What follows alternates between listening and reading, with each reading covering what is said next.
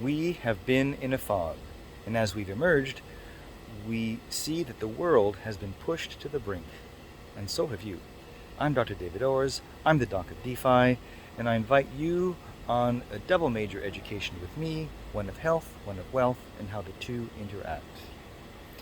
So this morning I saw the convergence of these two areas of study once again.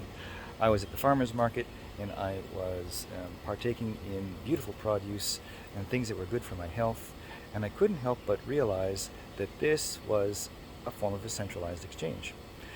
So these people all came to a centralized place. They were merchants and vendors or representatives, and they were peddling their wares or their assets, and I was there more or less identifying myself. They kind of saw me face to face in the flesh, and I was paying with a centralized currency that they would only accept. It was by their rules, and I had to abide by all the rules of the centralized currency people in order to actually have the wherewithal to pay these people at this centralized exchange. So I was thinking about the crypto space, metaverse, and blockchain. There are centralized exchanges there as well.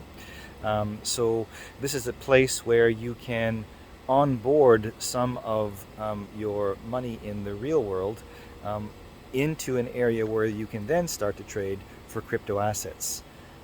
These could be anything from blue chip coins, stable coin, altcoins, and I'll get into all those definitions in a future video, as well as NFTs.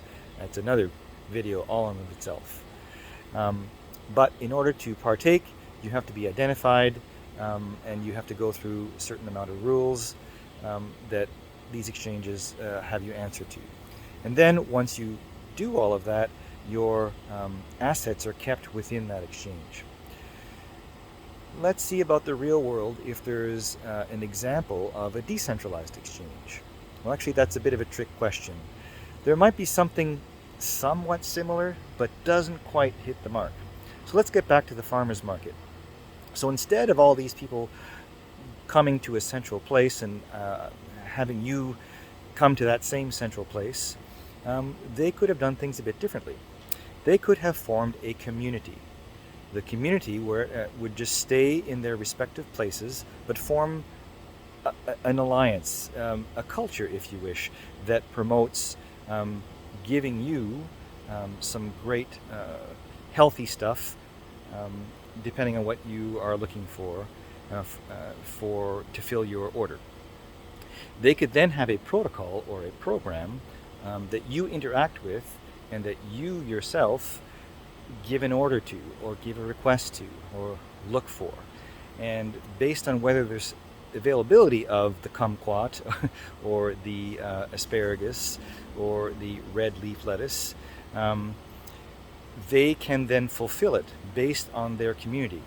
It can come from all kinds of places. It doesn't have to come from a centralized place, but it can come from the idea that they're fulfilling it together in their unified wish to provide this service, and the interface is through a protocol. That's somewhat similar to what a decentralized exchange is in the blockchain or metaverse.